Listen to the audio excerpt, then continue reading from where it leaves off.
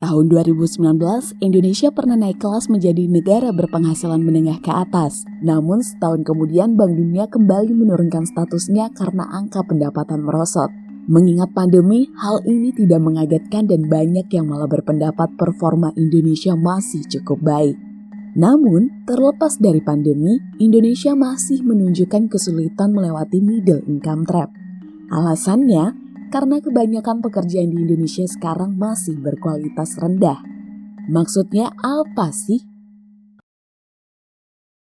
Beberapa tahun belakangan pertumbuhan ekonomi Indonesia sebenarnya cukup pesat, dibarengi turunnya angka kemiskinan dan berkembangnya kelas menengah. Sekarang ada lebih dari 120 juta pekerjaan di Indonesia dengan produktivitas dan pendapatan yang sudah meningkat karena sudah mulai bergeser dari sektor pertanian. Tingkat partisipasi angkatan kerja juga terus meningkat seiring menurunnya angka pengangguran. Meski begitu, Indonesia masih menghadapi tantangan dalam menciptakan pekerjaan kelas menengah dengan kualitas dan gaji yang cukup.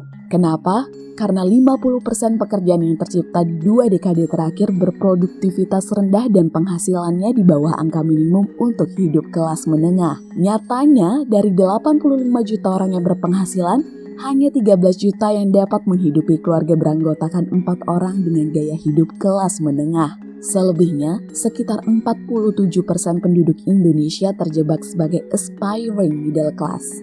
Indonesia sedang beralih dari sektor pertanian. Tahun 2000, sektor pertanian hanya menyumbang 16% dari nilai tambah, namun mempekerjakan 45% dari angkatan kerja Indonesia. Namun di 2018, skala sektor ini sudah menurun drastis. Sayangnya, selama pergeseran ini kebanyakan pekerjaan baru malah tercipta di sektor jasa bernilai rendah, sehingga meski membantu perekonomian, produktivitas dan upah tidak membaik. Jika dibutuhkan minimum 3,8 juta rupiah untuk menjadi kelas menengah, maka 46% dari pekerjaan baru sejak 2008 adalah pekerjaan berkualitas rendah. Hal ini terjadi karena persyaratan memasuki sektor ini cukup rendah, sehingga menjadi tujuan umum bagi pekerja dari sektor pertanian yang cenderung berketerampilan rendah. Daya saing tenaga kerja Indonesia pun menjadi rendah, sehingga meski upahnya kecil, upah buruh per unit produknya tinggi dan Indonesia kalah saing dengan negara lain. Di sisi lain, meski keterbukaan Indonesia terhadap persaingan global terus meningkat, kecepatan pergerakannya sangat lambat dan membuat perekonomian Indonesia terkesan tertutup. Pangsa pasar ekspor impor Indonesia secara global pun lebih rendah dibanding negara ASEAN lain yang produknya lebih bernilai tinggi, beragam, dan lebih terintegrasi ke dalam rantai pasok global. Investasi asing ke Indonesia juga lebih sedikit dan kebanyakan berfokus pada ekstraksi SDA atau akses asing ke pasar lokal. Padahal, investasi asing yang berfokus pada eksporlah yang umumnya bisa meningkatkan inovasi dan menciptakan pekerjaan berkualitas. Sulitnya, pekerjaan kelas menengah biasanya membutuhkan keterampilan dan tingkat pendidikan yang tinggi. Sedangkan di Indonesia, hampir setengah pekerjanya hanya berpendidikan SMP atau kurang. Sebenarnya rata-rata durasi pendidikan di Indonesia cukup tinggi, namun dibandingkan dengan negara lain, nilai return dari pendidikan Indonesia sangatlah rendah. Hal ini karena masih ada ketidakcocokan struktural antara kurikulum pendidikan dengan kebutuhan industri, sehingga keterampilan yang diperoleh di sekolah tidak dihargai.